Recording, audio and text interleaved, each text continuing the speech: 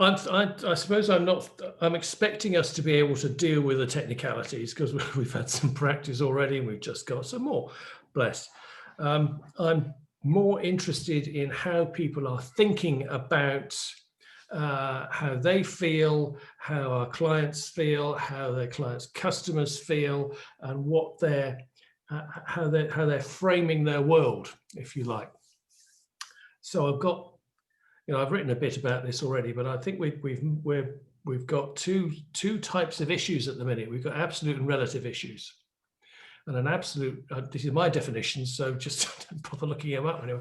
An absolute definition for me, an absolute issue for me is something where we're all in it together. Now, there can be winners and losers in that. The delivery drivers in the last pandemic did well, the takeaways and whatever, but still we've got this common purpose. And then when you come out of the lockdown, you go into something which is more like a recession type arrangement where it's the relative issues. So we're very much feeling then that there's winners and losers, and it's really about how we can position ourselves. But we don't have that common purpose. And we've gone through the absolute bit in the first lockdown. We've come out of that into it, and now we're back to an absolute one of a sort.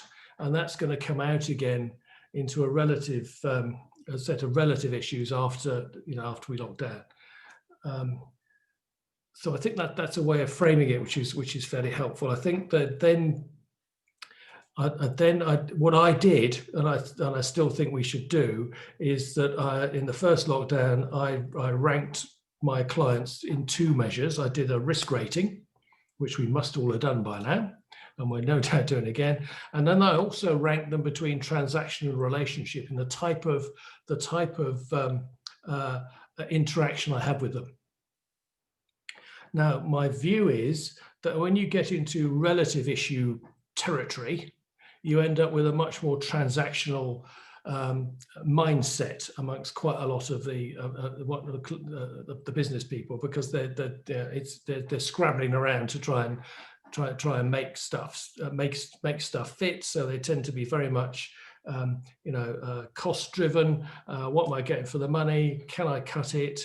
Is there anybody cheaper? All that. So I ranked my clients T and R, the very simple T and R. Big T, little t, big R, little r, depending on how, just fast, do it fast.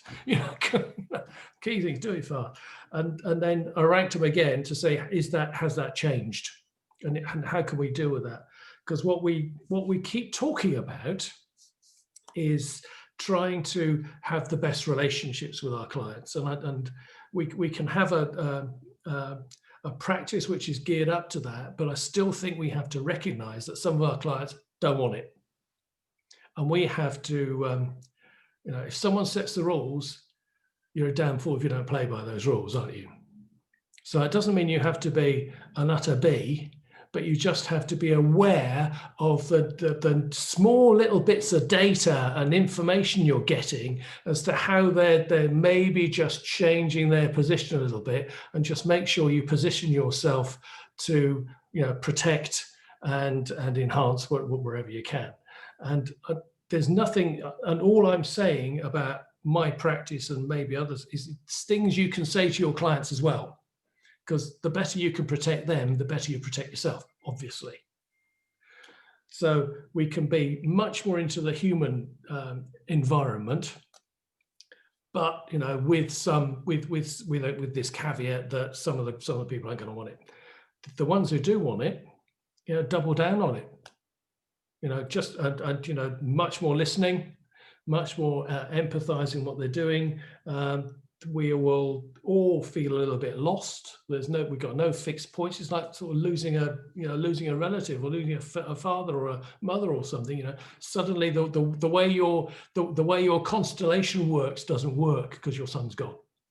So we can be that fixed point for our clients. Just say, look, talk to us. Never mind. Personally, never mind the money.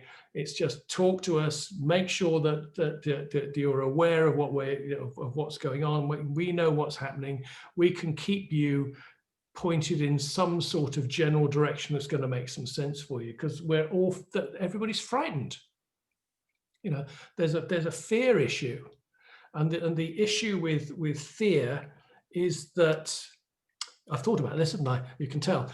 Yeah, the issue with fear is that we end up making these lots of micro decisions. I mean, if we up to Thursday, we were making more micro decisions. We've been saying, well, now I've got to remember to take my mask with me because I'm going out. Now, am I going to meet a load of people? If I go to the restaurant, am I going to meet a load of people when I come out? Is that going to be a problem? There's going to be all these little decisions which we rehearse in our mind. And every decision we take absorbs some mental energy.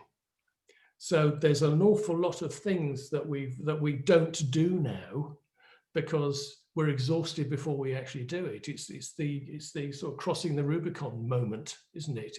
It's all the, there's two psychological states, action phases of psychology, and it's the main effort is in deciding, not marching on Rome bit. That's the relatively easy bit. So if we can get our clients to think about how they can get their customers to engage with them, to take the fear factors away. So get right into their head about, what bothers me and what doesn't bother me. How can I, so a restaurant, for example, all the hospitality sector have been adamant that they've done everything possible. Why should they be penalized? And they have. I mean, they're relatively biosecure before, they know how to deal with food and hygiene and all that sort of stuff. They've just done more of it. So they're good. But getting to the restaurant and getting back again is possibly the problem. I mean, especially with the 10 o'clock lockdown, everybody comes out, everybody's on the street at once. I don't want that. I'm not going to go.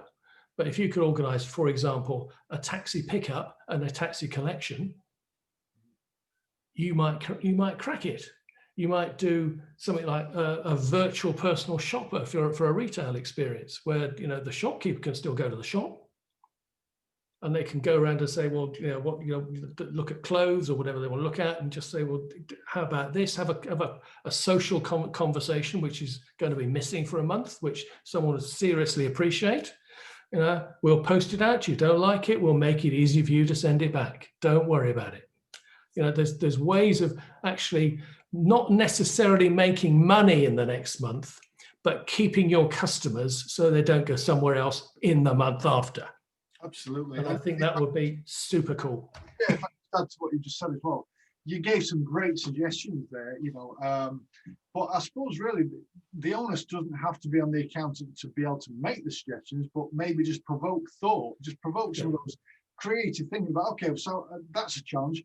How can we get around that? Let's just explore some silly possibilities, because quite often the silly possibilities lead to some good possibilities as well. Quite often just going out, okay, so if anything were possible, maybe Superman could pick them up and bring them. Okay, well, we don't have Superman. What's the alternative to that? Oh, a taxi. It's that kind of thinking, isn't it? And as soon as you start to engage in that conversation, your client will begin to think they've got more control again. And they'll feel better, which is you get a big tick for you made your client feel better. But as soon as they start to engage and they do the Superman or taxi solution, they get more creative as well, don't they? And they will find, long ago I got fed up having a bloody good idea and my client taking it off and making it his own and saying I had that good idea. Well, actually he's right.